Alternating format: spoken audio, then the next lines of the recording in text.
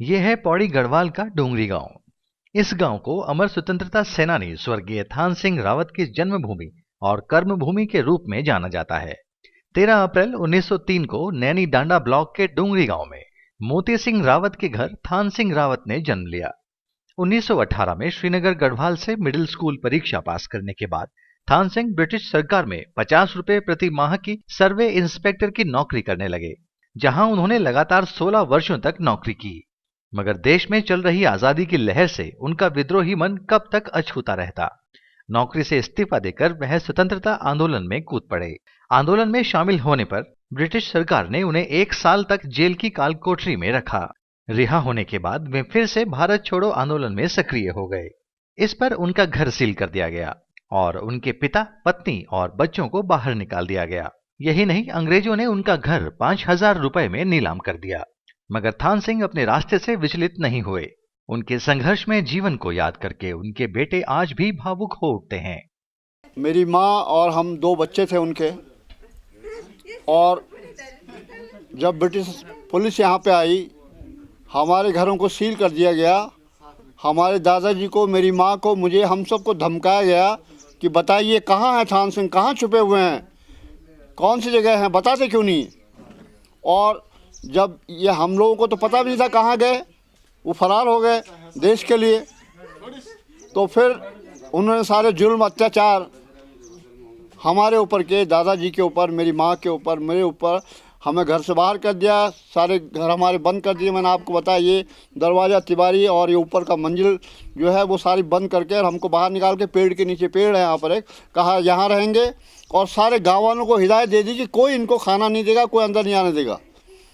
और जितना हमारा सामान था, पूरा किताबें थे, पिताजी की लाइब्रेरी थी, बुक्स थे और हमारे जानवर थे, हमारी फसलें थी, सबको नष्ट कर दिया गया, नीलाम कर दिया गया, ऑक्शन हुआ सबका, और उन सबको बेच के ख़त्म कर दिया, सील करके हम लोगों को बाहर निकाल दिया गया। और पिताजी, हम कितने ही रात भूखे ही रहे, माँ भी रोती थी, हम भी रोते थे। और कभी कभी चोरी छिपे हमारे भाई लोग जो यहाँ बगल के हैं, चाचा जी, चाची जी, वो लोग हमको खाना खिलाते थे चुपचाप, पुलिस से बच के। रात को पुलिस नहीं होती थी तो रात को वो हमको खाना खिलाते थे पेड़ के नीचे। और जब सुबह फिर पुलिस आती थी फिर पेट्रोलिंग पे, फिर हम वहीं जाके बैठ जाते थे।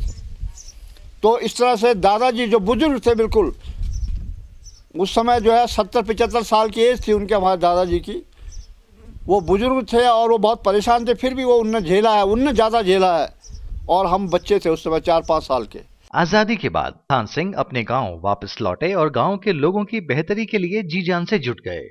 अगले ही साल से उन्होंने अदाली खाल, खिरेरी खाल और डोंगरी में स्कूल खुलवाकर लोगों के लिए शिक्षा के द्वार खोले। शिक्षा के अलावा यातायात और सहकारिता के क्षेत्र में भी उन्होंने सेवा भाव की नई मिसाल पैदा की। इसके लिए सरकार पर निर्भर रहने के बजाय उन्होंने श्रमदान का रास्ता चुना।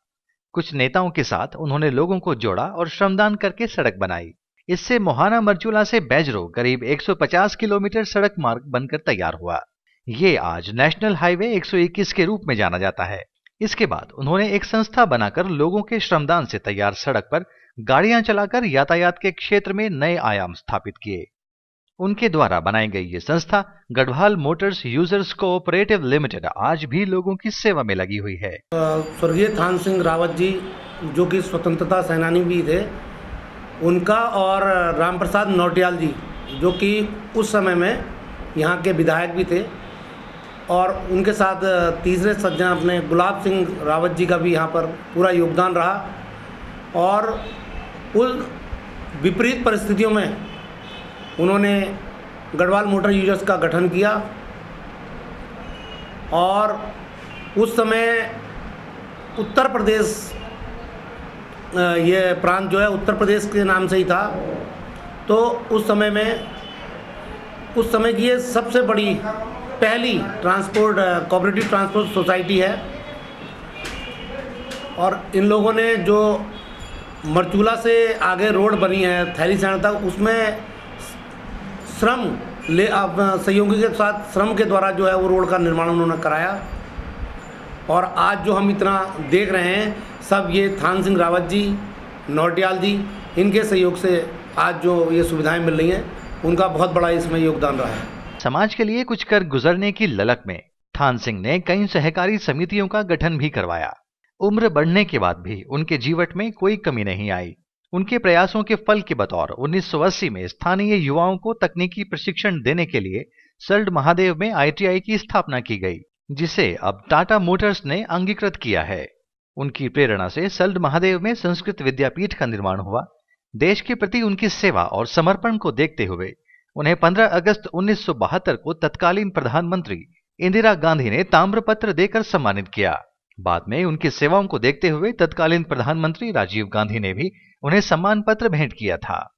स्वर्गीय थान सिंह असाधारण नेता और समाज सेवक थे, जो जीवन भर गरीबों, विधवाओं, उत्पीड़ितों और मजलूमों के लिए काम करते रहे। दिसंबर 1986 में श्रीनगर गढ़वाल में उनका निधन हो गया।